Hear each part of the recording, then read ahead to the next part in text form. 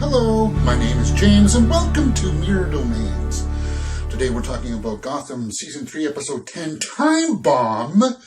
And let me just say that I really enjoyed this episode. It gave us a lot of juicy things to munch down on. Mario, Lee, and the Don Falcone are having dinner to begin this episode. And it basically ends with them having a car explode. So we know that somebody doesn't like the fact that Falcone is back in Gotham. And it's kind of a detective story where Gordon's trying to figure out what's going on, and Falcone's giving him a little bit of time to find out, who is behind it and such.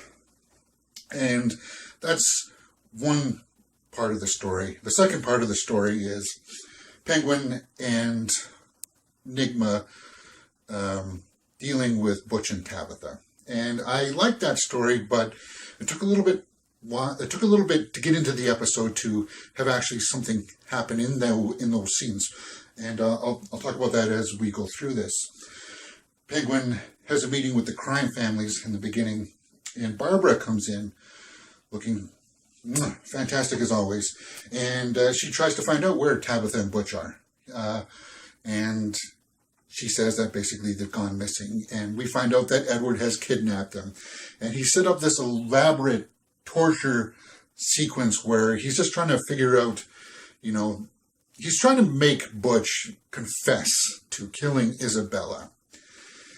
And he does so by making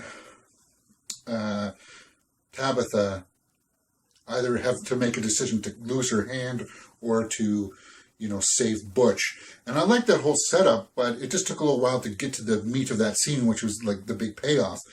And it was brutal. That was a brutal sequence. I liked it, though, because it showed the subtlety in Edward's performance, that you could see that when Butch was finally saying, okay, I did it, and Edward's kind of like realizing that Butch has no idea who Isabella is. And I like that scene. And going on in the background, there was this thread of Barbara trying to investigate Penguin and how he may know where Edward is. So Barbara comes to Penguin's mansion, which seems like there's an open door there all the time because she just waltzes in 2 times in this episode. But anyway, she talks with the housekeeper, Olga, and she finds out that, maybe it's possible that Penguin has feelings for Edward. And that was kind of funny. And you can see that she was just starting to put things together. And she finds out that Edward has gotten a lot of his equipment from this bondage, company. And it led to one of the funniest scenes in this episode, which I like about this series in general, is that it's got all these serious scenes, and then peppered throughout it are these like little comical things that happen. And Barbara goes into this bondage shop with the whips and the chains. And she basically seduces the counter guy and puts him in like this, what do they call those things? I can't remember, but it was like one of those ancient torture devices where you put your head inside and your arms are like this. And she gets the answers out of him, but it was funny because she starts whipping him on the backside. And it was kinky, very kinky. I like how that whole thing happens. It was just, wow. One of the other sub-stories in this was the Bruce and Selena story, which progresses a little bit in the sense that, they're back at the manor and they're trying to lay low. And it finally comes out where they talk about it. Why did Kat say that her and Bruce were not an item? And, they're in the background, Bruce is trying to do some detective work to figure out what that key is, but they stop halfway through to talk about their relationship, and she's just kind of like saying, well, I prefer it just being us instead of, us being like a recognized pair.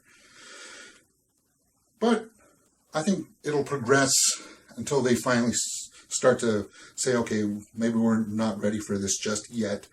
Maybe next episode, definitely by the end of the season, I think they'll separate. But I like the way that it's being handled. It's not like teen romance, sappy kind of stuff. Okay. And, okay, so Gordon figures out that, the people that put the hit on Falcone's car weren't actually after Falcone, they were after Mario. And this opened up a whole, ball of wax, a big chest of problems, because what's wrong with Mario all of a sudden? And you can see that very deliberately they are showing us some of the same tropes that happened to Barnes are now happening with Mario. And after the second attempt on Mario tries to basically, set a trap for these people that are coming after him in a diamond shop. And Gordon comes there to try to save him, and there's a fight there, and Mario unleashes some anger on the one of the bad guys, and you can see it in his eyes. It's the same thing that Barnes had going on. And I'm kind of like, yeah, he's infected. They bring in the guy to the police station, and Falcone comes in, and he's just like, well, I got to figure out who's behind all of this.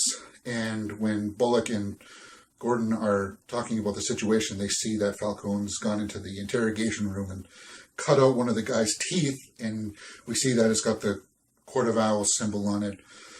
And then Falcone goes to meet the older lady to figure out, well, why are you trying to kill my son? And we figure that there's got to be another kind of agency, or there's got to be something else out there driving the force that's trying to kill Mario.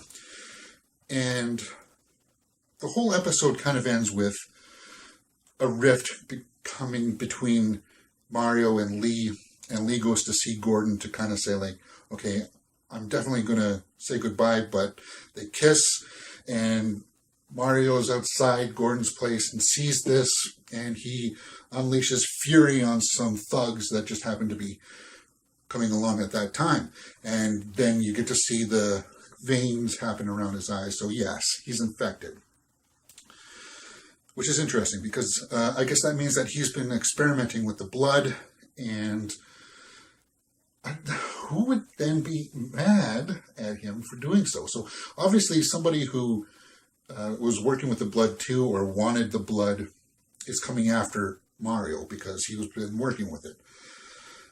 Or, I don't know, maybe it'll all be explained in the next episode, but it set the plate for, I'm hoping, a really great season finale, or mid-season finale, sorry. And I'm guessing it's probably going to end with Edward and the Penguin coming at odds with each other. Maybe that'll be kind of shadowed or mirrored with Bruce and Selena kind of separating. And obviously, I think Barbara is going to plant the seed that Nigma was the one that, that Penguin was the one that killed Isabella, and that's going to cause that rift between Penguin and Edward. So I really like this episode, and I can't wait for the next one. I'm going to give this episode an 8 out of 10. All right, so those are my thoughts on Gotham Season 3, Episode 10, Time Bomb. If you've liked what you've seen, please hit that thumbs up button and subscribe.